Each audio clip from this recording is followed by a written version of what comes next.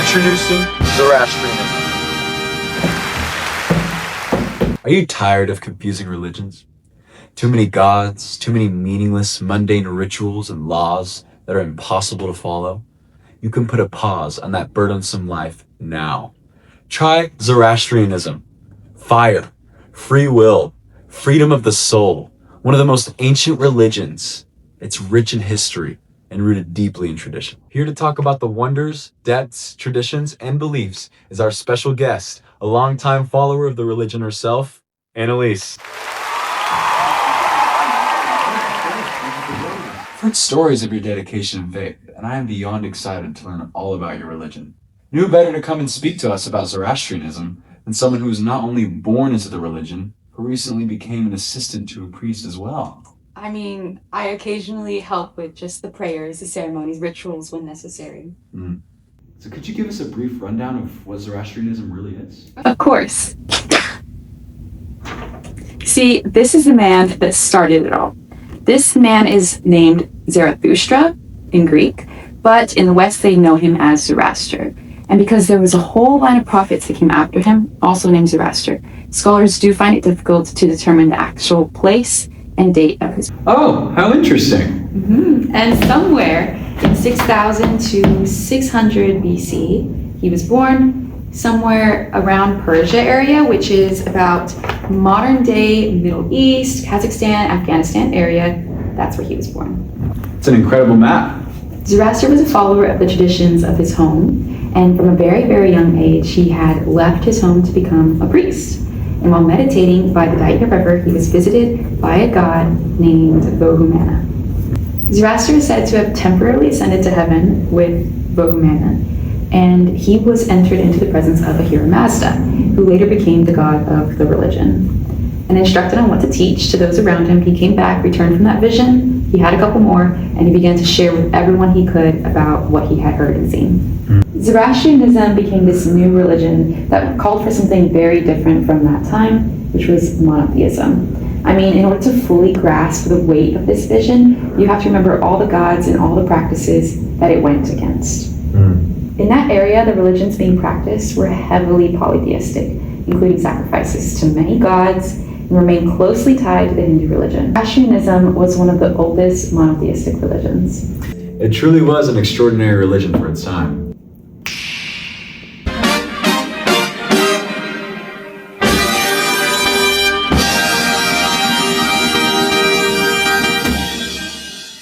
Despite the initial opposition, the religion would continue to spread through three major Persian empires, the Achaemenid, the Parthian, and the Sasanian. Ruling in the Achaemenid Empire, Cyrus the Great was very tolerant of Zoroastrianism. He is mentioned in the Christian Bible during the Israelite Babylonian captivity, and Parthian Empire, Zoroastrianism conflicted with the Romans, resulting in many different versions of the belief. It wasn't until the Sasanian Empire that a reform returned Zoroastrians back to the original faith, and a revival resulted in thousands of new conversions. Zoroastrianism would continue to spread through the Silk Road until the Muslim conquest led to its steady decline, and all of those that fled to escape Islamic persecution were called Parsis. I brought one of my good friends with me, Kate. She comes from a long line of devout Zoroastrians and would love to share about her faith. Hey guys, my name is Kate, and I'm so excited to be on the show with you guys today.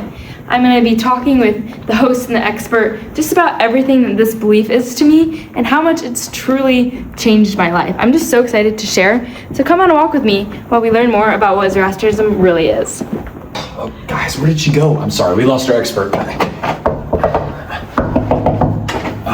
Where did she go? Where did she go? Where did she go? Where did she go? Fun fact, Ahura Mazda, meaning wise lord, is the supreme creator and lord of all life. Oh gosh, where does she keep going? I can't find her anywhere.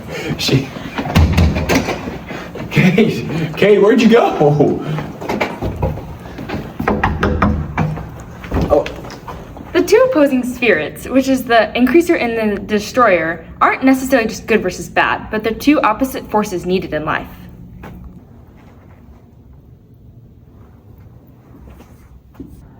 Hey, The increaser represents life, water, and earth, where the destroyer represents death, demons, and disease. Now, these three things are often compared to the Christians' belief of the Trinity. Thank you for all the facts. Do you have anything else for us? Of course, I actually have one more fact. So we believe that after death, the soul stays with the body for 3 days while prayers and rituals are performed. And then comes Judgment Day. This is when they decide whether your life was good deeds or bad deeds. And then you either go to like a hell-like place or a heaven-like place. Oh, we made it back. Let's go. All right. Hey, thank you so much for your time, Kate, just for your excellent information and just your expertise. Thank you. Yeah, it was so fun getting to share about my belief. All right.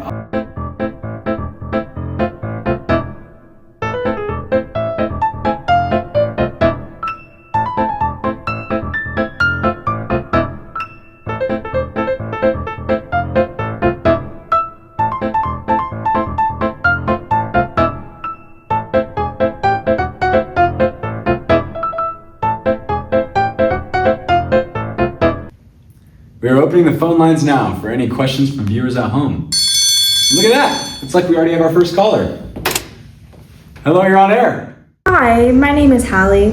I'm a follower of Jesus and I'm grown up in church my whole life. I think Zoroastrianism sounds interesting, but I'm wondering, how is it different from Christianity? That is a fantastic question. Expert, what do you think? Well, Zoroastrianism and Christianity, they are very similar. Both religions believe that there is a battle between good and evil. They both believe in living moral lives, and that there is judgment after death. Wow, so they do have a lot in common. Yes, but there's also some major differences too. I mean, Zoroastrianism, they teach that people have free will to choose between good and evil.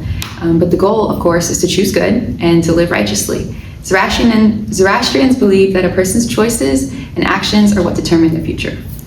That's so interesting. Christianity teaches that nobody is perfect. Everyone sins. That is why Christians believe we need Jesus. In Christianity, salvation is not earned by good deeds. It's a gift from God through faith in Jesus. Yes, Christianity focuses on the central person, Jesus Christ, but Zoroastrians, they focus on Ahura Mazda and the main struggle between good and evil. If getting into heaven depended on my being good enough, I know I would fail. I mess up all the time. But Christianity teaches that Jesus lived the perfect life I never could, died for my sins, and rose again so I could be forgiven. That means salvation is not about trusting myself, it is about trusting Him. Yeah, I mean, I never really thought about it like that before. Thank you so much for your call. That's all we have time for. Anyways, we're going to go ahead and go to testimonials. Thank you.